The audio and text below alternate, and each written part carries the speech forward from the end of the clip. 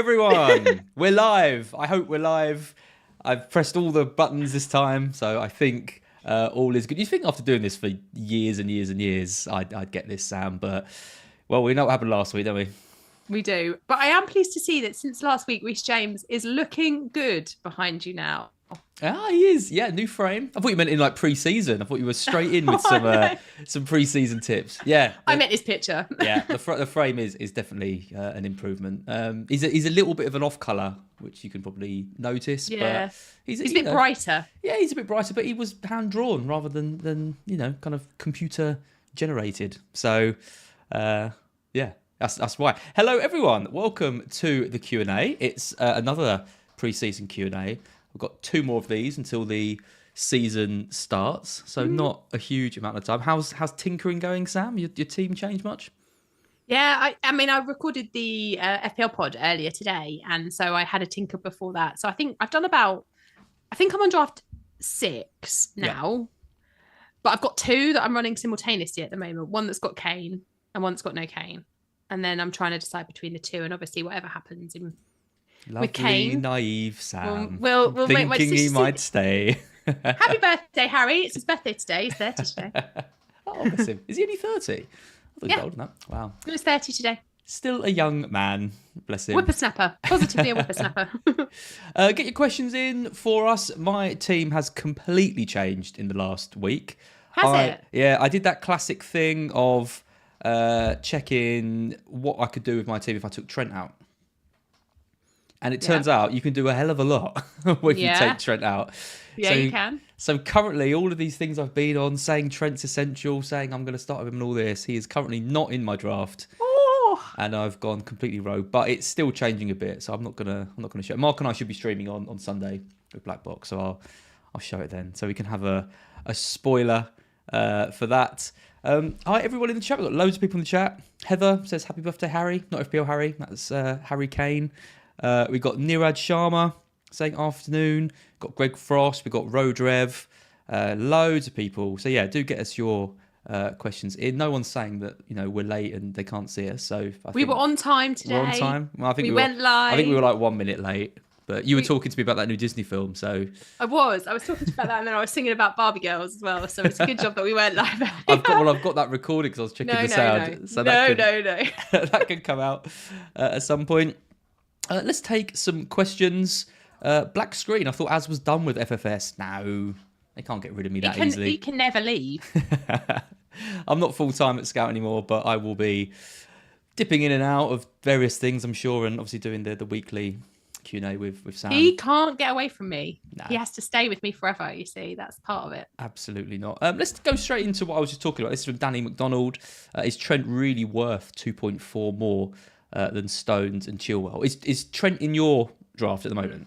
Yeah, because the way I kind of like to play FPL at the beginning is wherever possible to have the most expensive player in each position, because that I feel like gives me the most flexibility when the season actually starts, because then if Trent isn't what I think he might be this season, it's easy to move anywhere else. Whereas if I start without him and say go in with, well, if I went Trippier, for example, is just the next most expensive player, and actually Trent does start really well and is doing all the things that we think he might do, that's problematic, because then I've got to find that additional 1.5 million, and finding that additional budget when you've just structured a team is quite difficult. So traditionally, that's how I always like to play it.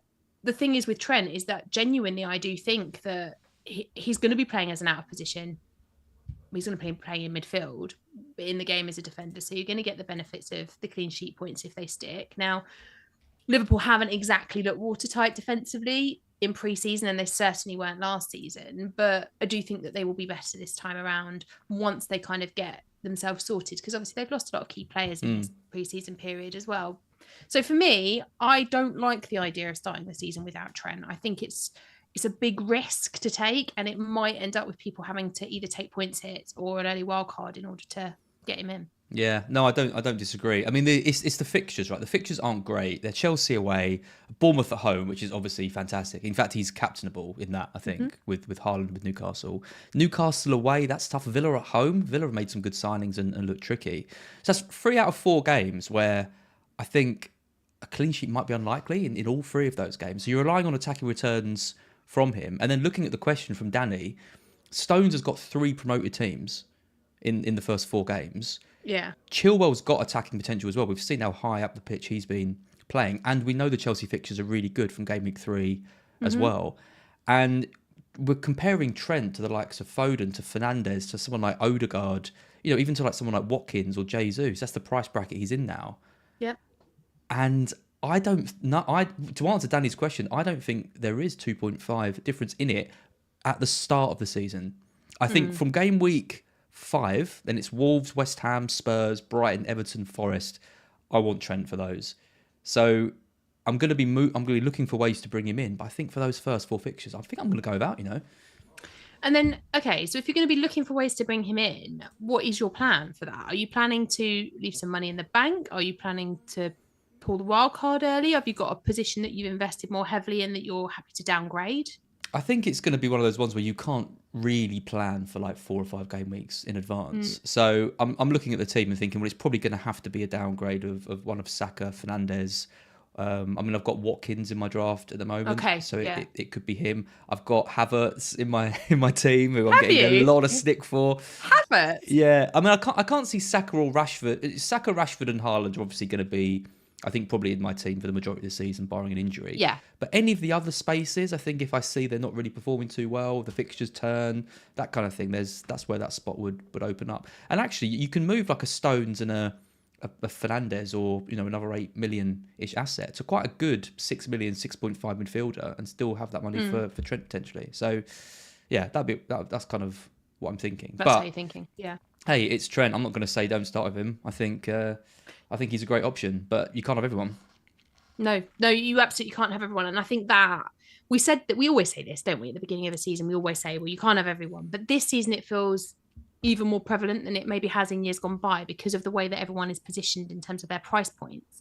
And because there are so many midfielders that actually I would love to have this year. Like I could easily fill my midfield slots twice over. So I think you do have to then make some sacrifices and some choices because you've only got the 5 slots. You've only got the 100 million to spend. So you're either going to be going without somebody like Salah or you're going to be going without somebody like Trent or you're potentially going with somebody without maybe Rashford or somebody like that. So there's always going to be a compromise. And I guess the question mark is over which players you're prepared to compromise on and which ones you aren't. And I can see the appeal of not having Trent for those opening fixtures because, like you say, do the clean sheets look likely? Well, maybe not. But then there's always attacking threat with Trent. So you do run the risk of him getting some hauls that don't come through clean sheets. But equally, if you invest in a player that is likely to bring a clean sheet in those opening few weeks, then maybe you counteract some of that threat that he has. Chat is, and I'm seeing it kind of around as well. The early, everyone had Trent in every draft I saw, but I'm starting to see more and more teams now without him in. And looking at the comments, quite a few questioning whether he is worth that extra. So it'll be interesting to see what happens with his kind of ownership between now and the end of the season because. Yeah, people are realising, I think, that you can do quite a lot with it. But obviously, he's still a great asset in his own right. FPL Matty win a lot. As you say, get your questions in, but you don't read them anyway. Look at Sam all done up. You do look very nice today, Sam, I have to say. I've got a new camera. And it's the new camera. Yeah, absolutely. That always helps. And I also, like I said, I was recording the official pod earlier. So I mean, to be fair, I'm not dressed in anything special, but I do have more makeup on because they film the pod these days. You look very nice. My camera's too good. It shows every bloody line on my head. Well, you need some makeup on. Yeah, I do. I miss those days. I've got some concealer around here somewhere. I'm not going to lie. Matty, you know the answer to your question, though. I try to read as many questions as I can, but as always, and you know how YouTube works, if you have a question that you want us to answer with 100% certainty, get your super chat in. Super chats, they're still a thing. They're still up. They're still open. They still exist. So yeah, anyone that wants a question definitely answered from us. Do that in. But yeah, I do try and answer as many as I can. It's just we go off on a bit of a tangent sometimes, don't we, Sam? And it's hard to get around to. Mostly my fault, to be fair. or we record for 10 minutes before we notice that we're not. Well, yeah, or that. Yeah, that eats into the time. Historia Films, Havertz or Martinelli, or Havertz versus Jesus. as well. I mean, the Arsenal kind of spots are interesting, aren't they? Because I think majority of us are going with Saka. Well, I think everyone's going with Saka. Majority of us are pairing that with an Arsenal defender, and because Zinchenko hasn't really been in pre-season, I think Gabriel is the obvious one. Timber's got the risk with White. They're kind of rotating. We don't know with Tierney if Zinchenko's going to be back. We can't really risk Tierney. You could go Ramsdale, but then Onana and the 4.5s look good. So Gabriel's... I'm going Saliba. Oh yeah. I mean, it's Gabriel or Saliba. Delia will be happy. She was pro Saliba. Where is Delia? This is like the first stream I've ever seen her not in. Maybe she's baking. Yeah, she's probably baking. Yeah, hopefully she's right. But then it's that third spot, isn't it? Because I mean, Jesus is ridiculously popular, and again, he wasn't too popular when the game first launched. But I'm seeing him in pretty much every team now. Martinelli. People are a bit worried about Trossard coming in, but still, he starts most games. Odegaard, I'm not seeing him mentioned very often.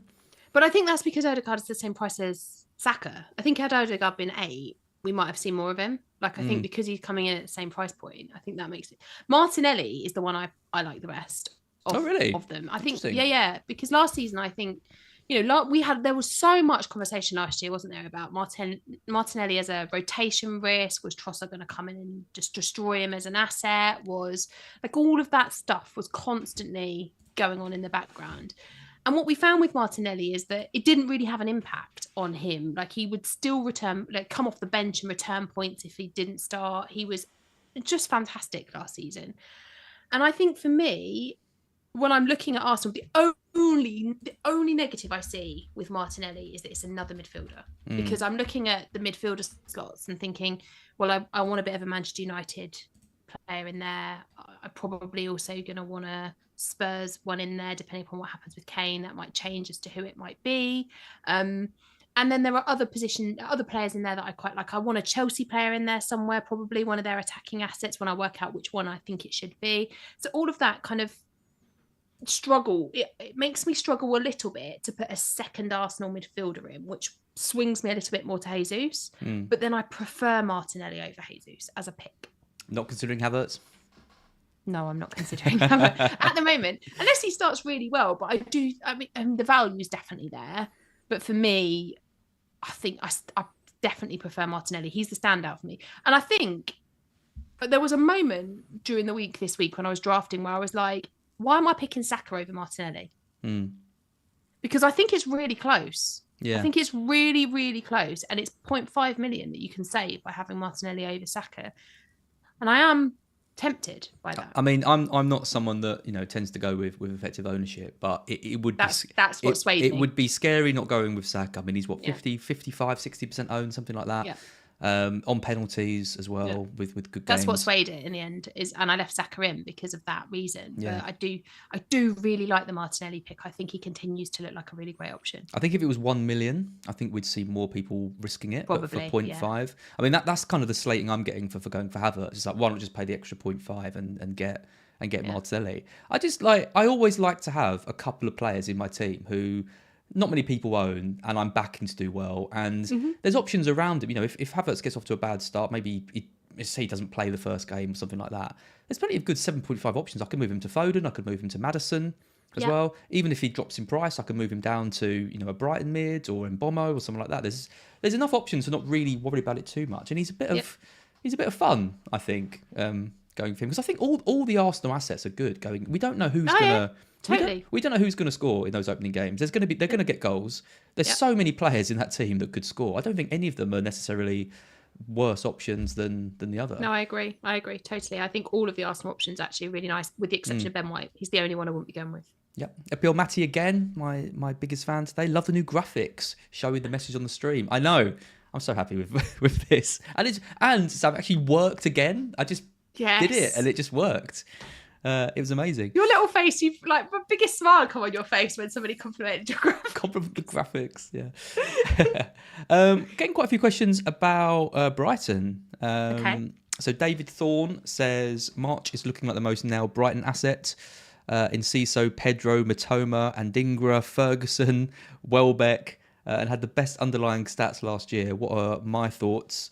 Muteb says 5.5, João Pedro, or Enciso as well. We're getting questions about Steele as well. I mean, I've obviously got a lot of thoughts on Brighton, but I bet you have. I'd like to hear what you're doing. How many have you got on your team at the moment? 2. João Pedro's not left my team yet. Good. He's in my team at the moment as well. Not left my team yet. Really, I had him from pre the game launch when I was doing it with the pod. I had him in my team because I don't think you don't make someone your record signing to not play them on a regular. And then I've been really impressed with him in pre-season. And I like the fact that De Zerbi's been playing him and Ferguson together at points during pre-season. And he's playing in the sort of positions I want him to. And during the Summer Series matches, I've been quite impressed by his movement, by where he is ending up positionally. I think he's great. And he's 5.5. So he fits into that enabler third striker bracket. Like, it's almost like a burner slot, isn't it? Like, if you don't want to, you don't have to use him. You can just sit him on the bench. But on the flip side of this, I think I will play him most weeks because he's looking like a decent option. And then I was adamant that I wasn't going for a Stupinian at the back because there were other teams that I fancied for fixtures more longer term than Brighton's fixtures. But actually, I think what I've now decided is probably just to go with a Stupinian because he's so highly owned that there's that element of protection that comes in the early part of the season. You don't want to be kind of having to make a change for a player like that after one game week and then use that position for a Chelsea defender a little bit later. Yeah, interesting. Yeah, I mean, I think it's a really difficult one with Brighton because we are stacked. And Dringer's now being talked about as an option. Yeah. He's a predominantly left winger. I don't know whether he's going to go out on loan, but obviously he scored the 2 goals in pre-season. Really good. Is that a threat to Matoma? I think March is interesting because he doesn't really have anyone that can. We don't have any natural right wingers in the team other than him. No. And I was a bit worried that maybe he'd lost the faith of De Zerbi a little bit because he kind of dropped out a bit towards the end of last season. But De Zerbi's come back and said he wants him to get 20 goals. And wants Matoma to get 20 goals as well. Don't we all? I'm not sure either are capable of doing that, but it's a nice target. But I'm looking at that and thinking I don't really know which the best one is out of those two. Like the striker options are tricky with Ferguson and Undav and Welbeck. So I'm thinking, well, who are the nailed on players in this team? And I don't really think there's anyone. I think everyone is at risk of getting their minutes managed. I think everyone's at risk of missing out in the attack because we've got options with Enciso. Yeah, particularly with European football. Exactly, I know. So I'm thinking, well, who's the cheapest, best option in that team? And I'm looking at Pedro, and I'm thinking, actually, he's come into the team and has looked really, really sharp. He's on penalties. I think he could nick penalties off Gross as well, because Gross isn't amazing at penalties. He lost. Well, no, because it was McAllister, right? Exactly. Well, Gross had them and missed a couple, so then they handed it to McAllister. I think Pedro will fancy himself to be the penalty taker at Brighton. I would like that. Well, yeah, exactly. Great. Why not? He's an absolutely amazing dribbler. He fits into the system. The only drawback with him is that he is quite a poor finisher. If you go on like the Watford forums and Reddit, but he's 21 years old. And he's now playing in a team where he's going to get more chances than he had at Watford. Correct. Anyway. Exactly. Yeah. He's playing in a better team. Exactly. So he's playing at Watford with players that, I hope Kelly Summers isn't listening, but with players that, weren't exactly setting the world on fire. Yeah. Now he's going to a Brighton side with real quality throughout. So he's going to have to up his performances in order to get positions in that team. So I don't know if I've lost the plot, but he's one of the players that's been locked in every draft I've done. I've got to be honest, at the start of pre-season, I wasn't too sure. I mean, Harry made a good point. I was listening to FPL Juice, which is excellent for anyone that hasn't been checking it out. But FPL Harry was on there recently, and they kind of said to him, surely you don't pay £35 million for a player who you're not going to start. But the point he made was, well, Brighton are trying to strengthen, and we've got good players. And squad players now cost 35 million pounds, Yeah. So maybe. I don't think it's a guarantee was his point that he's going to be nailed on to play every game just because he has that price. There is going to be rotation. I think him and Enciso are going to be battling for that spot behind the striker too. But you've got to think he's going to play significant minutes. There's rotation risk elsewhere in the team. There is.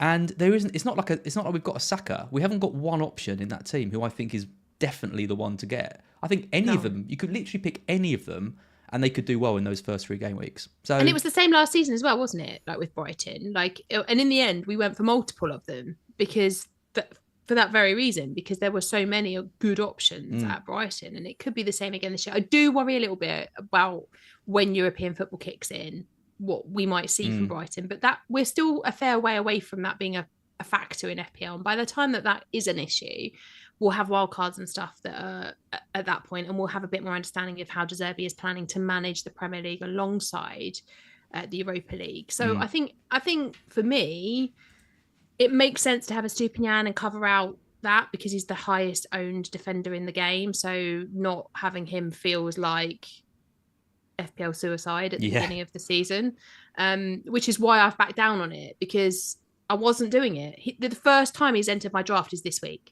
He's not been in any other ones since. Ironically, it's the first time he's left my draft this week. Oh, really? I've got Steele currently because, again, at the start of pre-season, I thought he's not nailed with Verbruggen coming in. I thought maybe he's going to... But Steele has been so good pre-season. Yeah. Like, he is so solid. His distribution, he's got an assist from like his kicking. His saving's really good. He really looks like he's stepped up to a level that I didn't think had in him. And I'd be very, very surprised if he started the season with the 21-year-old new signing when Steele's in the form that he was in at the end of last season and has carried it on to pre-season. So it is a bit of a risk because there's competition, but I think the Steele option in goal and then, going... I think I prefer Steele and Shaw, for example, than Onana and Estepinian, who cost the same. Yeah, it's interesting because I've gone the other way. Yeah, it is interesting, isn't it? Yeah, it's good though. It's good to have like different... Bit of variety, spice of life. Exactly, a bit of variety because there's a template forming. But I think with Trent now not being 100% locked in people's teams, that is opening the doors for people to experiment a little bit and go with different players. It's great. We've had a super chat, Sam. Ooh. From Scoped DFS. Oh, look at that little graphic. It's got a little... something special on it? I'd love to take credit for that, but I can't. That's just the overlay that it comes with. That's excellent. Firstly, thank you for all the content you produce. You're very welcome. It's great to be doing it. If I was to sign up to Scout now, is all of last season's Opta data available to view? Yes, it is. Yeah, you can select last season and you can see everything. And at the moment, we're still in the original members, but new members is coming imminently. So you'll get the brand new exciting members area. I promise. Very soon, I promise. Yeah, cool. Yeah, and one of the great... This isn't even... Last week we got accused of advertising Scout, didn't we? But it's not even... they basically Scope DFS has paid to advertise Scout in this vision. Love this. Yeah, but generally though, if you haven't used Scout before, I think one of the most useful things to do is the player comparisons. That's the most. That's probably the thing that I use the most. And you can compare players from previous seasons as well. So Havertz is a good player. You can look at his seasons, or look at Martinelli, look at the Arsenal mids, and look at them all. So yeah, I mean, I was having a look at Son for the last couple of seasons while I was writing an article earlier. So some from 2021, some from 21-22, and then obviously some from 22-23, and that they make for really nice comparisons because you can kind of see where maybe you want to ignore the stuff that we had from last season when someone was injured and not playing very well, and where you want to kind of think, well, how far did it match up? Like, it's really useful. And of course, now we also have the Plan FPL link as well, so you can see all of the kind of predicted point stuff in your team building planner as well. So it's all great. Lovely. I didn't get any stick at all for suggesting that the other day. Don't know if you saw that. No, I noticed. You saw that on Twitter. Yeah, everyone was really kind and nice, as they always are. On everyone Twitter. had a massive go at you. Of course. Standard. This isn't a question. This is more of a statement from Spanner. But I quite like it. I think it gives us some good players to discuss. Underrated players. These are Spanner's underrated players. We'll go through these. Just a couple of sentences on each one because there's quite a few. What about Dan Juma, Everton, 5-5? You know him briefly from his Spurs cameo. I do know him. I mean, I liked him at Spurs, actually. He didn't get enough game time, and that was part of the problem, wasn't it? Whereas at Everton, he's going to get game time. He's lively. He's got a good eye for goal, to be fair. And I think my worry a little bit is what he's got going on around him. Like, as in, like, he's at Everton. I think Everton are worried about that as well, yeah. Yeah. And, we have the whole, is DCL ever going to be fit again in his life factor that kind of plays in. And so that is a bit of a concern. But I do think as a cheap enabler, he's actually quite a nice option. He's all right for 5-5, isn't he? Yeah. Like, he's not a 6 or 6-5. He's in the bracket as Enciso and João Pedro, who, there's risks associated with those. And Everton mostly that plays for Everton. Yeah, well, that's the biggest problem. I mean, it's Fulham at home in the first game, and I think I mean, he didn't obviously get a lot of chances at Spurs, but he was quite a lively player when he came on. He was. When he got yeah. minutes, he was actually quite good. And I think he'd be one of those players that if he gets consistent minutes, he'll improve quite dramatically. Whereas at Spurs, he was never going to get consistent minutes. He was only ever coming to kind of fill gaps and come on for 10 minutes here and there, which was never going to be great for him. But at Everton, I would expect that he's going to get regular game time. Yeah, don't hate it. Richarlison? Right. So Kane leaves in this hypothetical situation. Then Richarlison. Obviously, that's not going to happen, Sam. Don't So worry, if he's going to. Well, no, I think it might now. Yeah. If Kane leaves, then Richarlison, I think, becomes, depending upon what we do next with the 100 million that they're going to pay us for him. I think Richarlison becomes a bit of a no-brainer. So the things that Postecoglou has been saying about Richarlison are really encouraging from an FPL perspective. Like, he's talking about how he's the perfect fit for the way that he wants to play. He's exactly the type of player that he'd be looking to buy if he didn't have him in the squad already. And you saw that in the second half of the game against the Lions a couple of days ago, because he came on, he was lively, he fitted exactly into the way that Postecoglou wants a forward to play. The benefit that we have in FPL is that he's a midfielder. So he's going to play in a forward position, but have the benefits of being a midfielder. So you're going to get clean sheet points. If Spurs ever know how to keep a clean sheet, then they'll be one of them.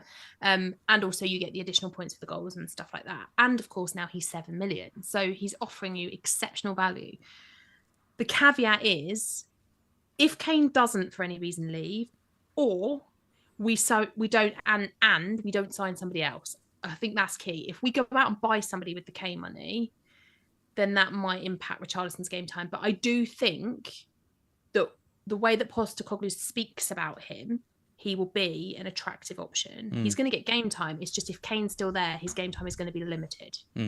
Yep, 7 million. I think I'd be tempted by him as well. He got 1 goal last season, didn't he? Yeah, and it should have been probably ruled offside as well, that one. Yeah. And what about some of the others? Spurs defence, Adogi. I mean, I'm seeing him in a few drafts, but it's... Problem with the Spurs defence that we won't keep clean sheets. No, that's quite a big problem, to be fair. Yeah, it's a big issue. So if you're going to go with the Spurs defender, I think you have to go with Porro and hope that there's some attacking returns that come. I don't think there'll be a huge amount of attacking returns, though, there. I think if we sign a couple of central defenders, then there's potential. But at the moment, we're not playing as a team that it looks like it's going to get clean sheets, and it's the opening fixtures for Spurs that look good for clean sheets, and we don't look like we're going to be ready for them defensively. So I'd avoid the Spurs defence. Almiron, 6'5", obviously so good for some big spells last year. Yeah, I just hate the opening few weeks. The fixtures in the opening few weeks are just awful, and I think at 6'5" there are other players that you could have that potentially offer you a nicer start to the season than Almiron does. I think Almiron could be one. He's going to be a purple patch player again, is my personal opinion. So you're just going to have to wait until that moment where he hits the purple patch and invest in the right time, because otherwise you could end up just having him for periods where he doesn't really do a lot. I mean, the first 5 fixtures couldn't be worse. They're awful. No. Aston Villa at home, Man City away, Liverpool at home, Brighton away, Brentford at home. That is literally like potentially the top 6.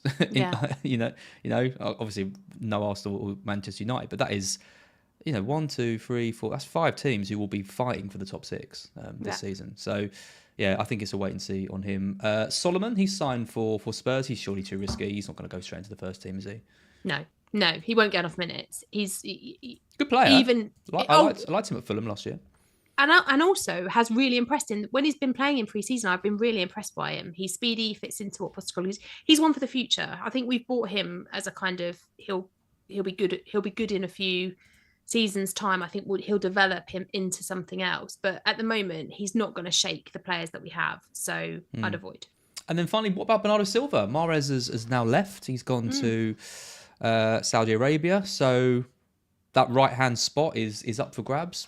Foden looks set to feature more in midfield with Gundogan leaving. There isn't really anyone else that can play on the right. No. So Silva at 6'5" might be a bit of a cheeky one. Yeah, I think he probably will.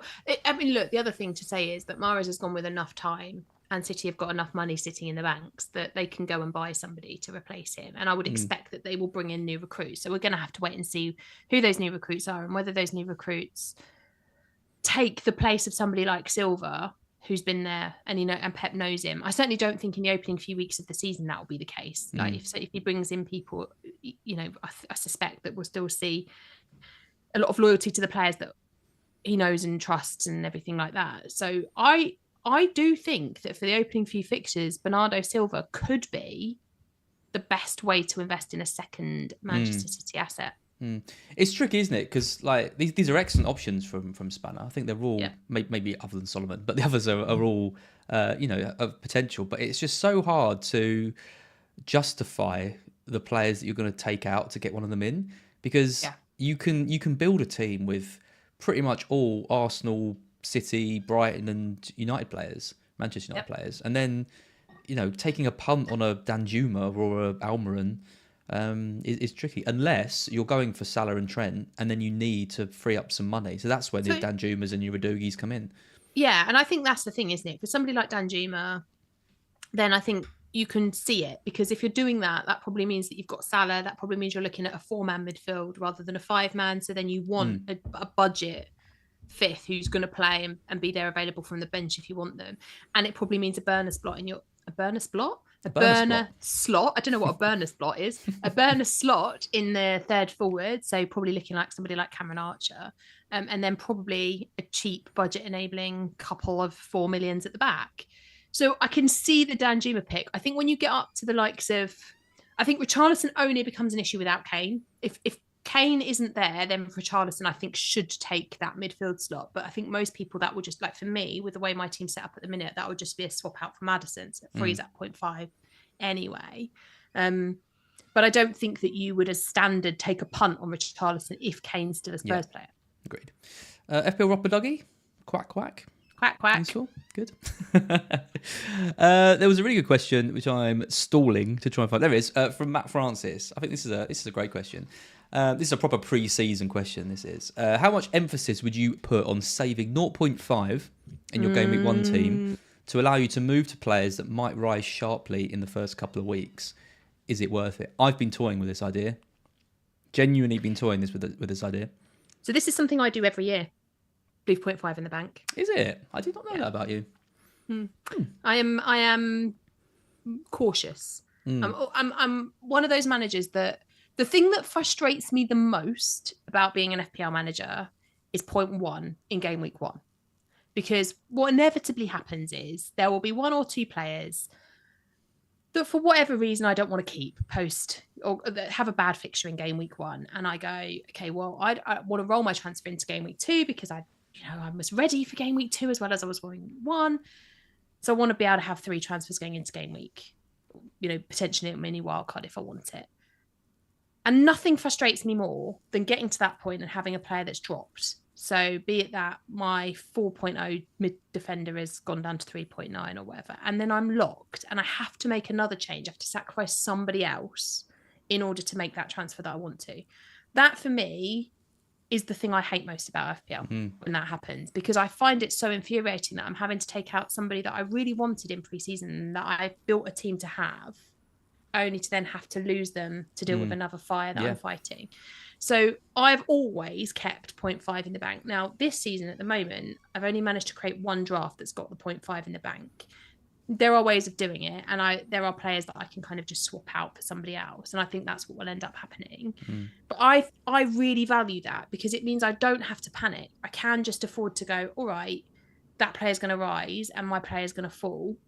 But I value the time and the understanding and the team news and everything way more than that 0.5 that I would have invested in my team. So I always do it. Well, a 0.1 is like a 0.5 at the start of the season, isn't it? It is, yeah. Because if you... I saw a very amusing post on Scout the other day with someone who was getting very stressed out by the use of the word price point.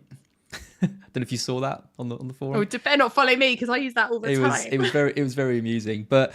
And sorry if you're listening, but the price point is a massive factor at the start of the season, because you're 7.5 and you're 7. If your 7.5 drops to 7.4, that's you out of that price point completely. Yeah, you're looking at 7s then. Exactly. Or conversely, if you're looking for a player and you've got 7 and that a player of the same price goes up to 7.1, you can't get them. And we know the pre-season, the first week of the season is so volatile because there's so many players. If a player scores a hat trick, in the Everyone first wants game of the season, that player is going to go up 0.2, 0.3 in that first week, and you have to either move quickly to get them or you don't, unless you've got the extra bit of money in the bank to then leave you that that Totally. week to make a more informed decision as it goes on. So, yeah, I absolutely, I think 0.5 in the bank is an excellent idea, particularly if you're starting with players like I am, like a Havertz or If some. if you've got some risks in your team, exactly, or like or Pedro, for example. totally. João Pedro's a good example, because if you get if he drops to 5.4 and you haven't got any money left in the bank, who are you going to get? There's no other strikers that you can get for 5.4. So yeah, it is a very good question and a very interesting one. Sam Williams, did Az get fired from the Fantasy Football Scout team last year for having such an embarrassing FPL season, or did he leave on his own record? It wasn't that embarrassing. I finished, like 150k? It wasn't too bad. Could have been a lot worse. That's one of the best questions we've ever had. Beat Mark. No, that's the main thing. To be fair, I'll stand up for you here, Az. We absolutely did not want Az to leave. Thanks, Sam. We were very sad about it. But he hasn't really left. We're very sad, but his rank was so bad that we had to. We had to get rid of him. No, he hasn't. He's left. As in, you don't work with us full time anymore. But you never really leave Scout, do you? You have to. You kind of. I tried. In the family. I tried, but you don't want to leave me. Not really. How can I say no to coming back and doing the Q&As? No, I didn't get sacked for having an embarrassing FPL season. Although I'm sure that could have happened. Chris can be ruthless with. He would have sacked you if he could. He would have done, yeah, absolutely. Getting a few questions about 4.5 keepers as well from Michael. I'll say a few questions. It's Michael twice. Good. He really wants to know about the 4.5 keepers. I've got Steele at the moment, like I said. I think there's some good options. I think Flecken has been really poor pre-season. Yeah, I wouldn't go there. Yeah, which is interesting. I mean, Ray hasn't even left yet. I know he wasn't even on the bench in the last game, but I think he's a risk, and a new goalkeeper in a team like that. They've got good fixtures. I don't know. I can see why people are still tempted, but I think he's out for me. Pickford, I'm seeing him in quite a lot of teams. Again, it's a good start, but he's not exactly the most exciting option, is he? No, until I moved to Onana, I had Pickford and Leno as a rotating pair. Right. They do work quite nicely as a rotating pair. The fixtures in the opening few weeks sit nicely up until about game week 6 or 7, I think. So, and in my head, I was kind of like, well, then I'm probably thinking about a wild card anyway, maybe. So if I do want to change my keeper strategy, then that's a good time for it. And I do think that they work as a nice pair. So if you're looking for a pair of rotating 4.5s, then Pickford and Leno make a lot of sense. But if you want to go for a set and forget 4.5, then I think Steele is the obvious choice. Yeah, I think I just wasn't sure when Verbruggen signed what would happen with Steele, but like I said earlier, I'd just be absolutely amazed if he didn't start. I mean, I think now, he just can't be doing any more. We're passing it so well around the back at the moment. Like if you look at some of the preseason games we've had, we're so comfortable, passing it, and a lot of that comes from Steele because he's really calm. He's got so much confidence. Pretty much, he's been a backup goalkeeper pretty much his entire career. The confidence he's got to kick the ball around and then distribute it long, the saves he makes. I just can't see any way in which he doesn't start Game Week 1. So he's the obvious one for me. But I appreciate lots of people are going with Stepinian and maybe don't want that defensive double up because we're probably going to lose Casado. So if you're looking for another 4.5, then I guess it's either Flecken or Pickford. That's a good point, though. I'd probably still back Flecken, but not much in it. If Casado leaves, would you change your goalkeeper? What, from Steele? Yeah. No, this is I'm very much convinced that Casado's gonna leave. I mean, we've turned down £80 million for him, but the next bid from Chelsea is going to probably be 85, 90. We're just not going to turn that money down for a player who wants out. But does it make you defensively less attractive? I guess is what I'm saying. Well, yeah, it does definitely. But the first few fixtures are really good, and still going to make save points as well. Yeah. And I still think even without Casado, I still think we're a team that dominates the ball so heavily that teams are going to find it hard to create chances against us. Yeah. So it does weaken us because Casado's, I think, genuinely is one of the best players in the league. But I still think even without him, we're still, for 4-5, he should still be a good pick. I think Verbruggen probably plays Europe. I think that's probably how they're going to work it. He gets the European games and still plays in the Premier League. Just a guess. I don't actually know, obviously. Get on the phone to Deserbi and ask, please. Yeah, it'd be very useful. But I need the full 11 from him because, like I said, just so many players.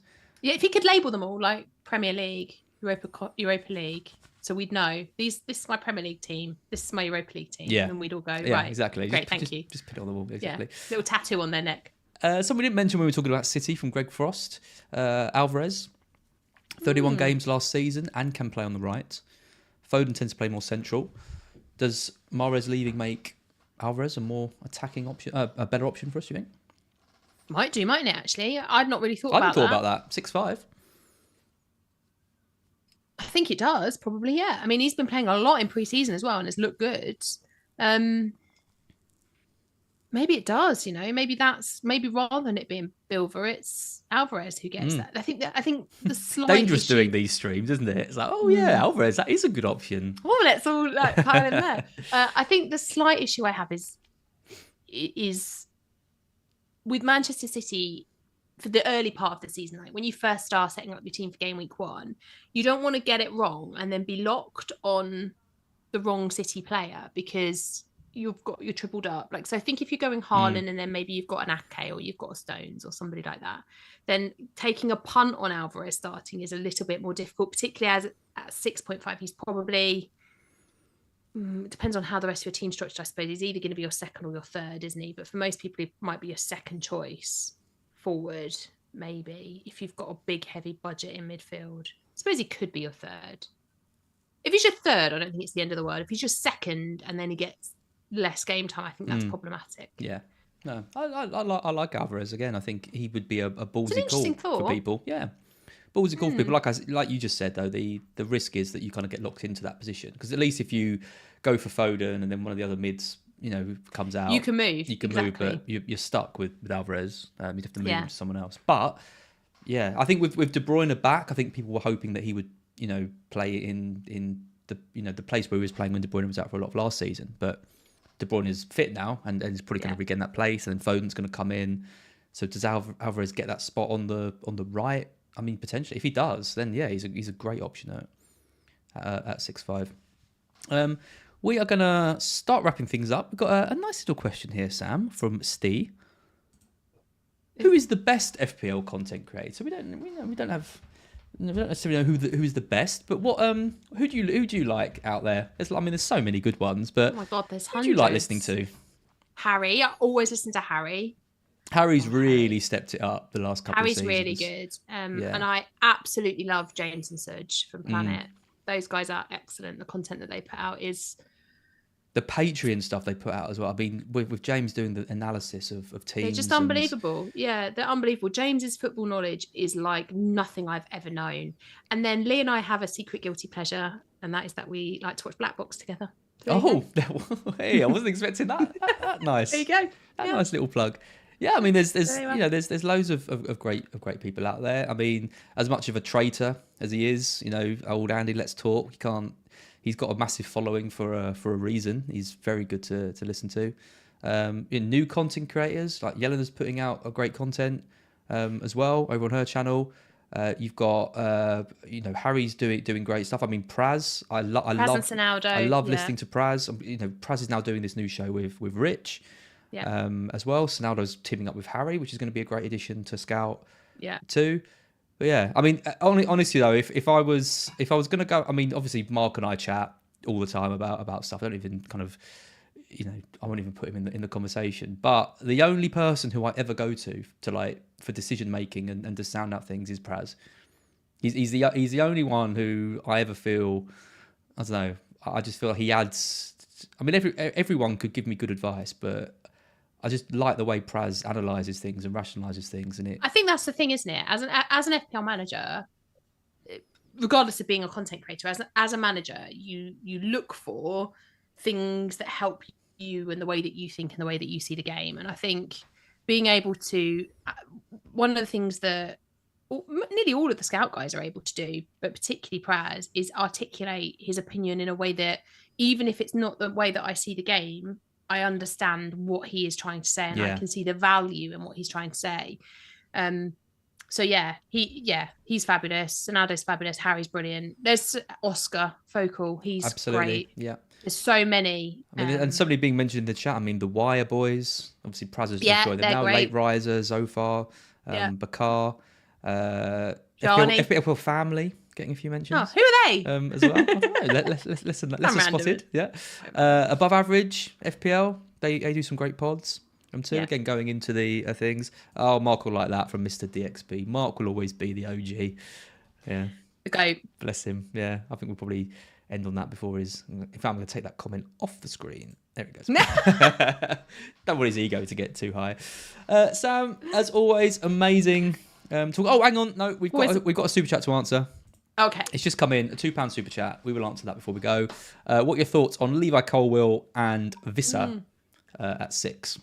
Okay, so let's start with Visser. I like him. So I've been watching the Brentford stuff. I watched the game against Brighton. And what I've been interested in is where's Mbeumo?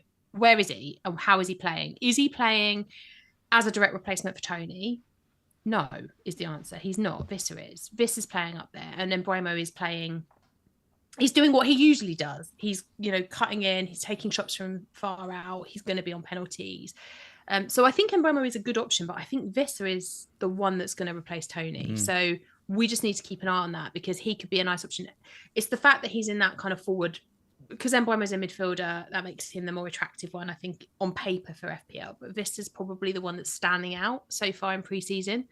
And Colwill, well, it's gonna depend, isn't it? Because if Colwill stays at Chelsea and starts, and that's the key, then he potentially breaks the defence because suddenly you don't need to pay. You might want to pay the extra for Reece James or Chilwell because of the attacking threat.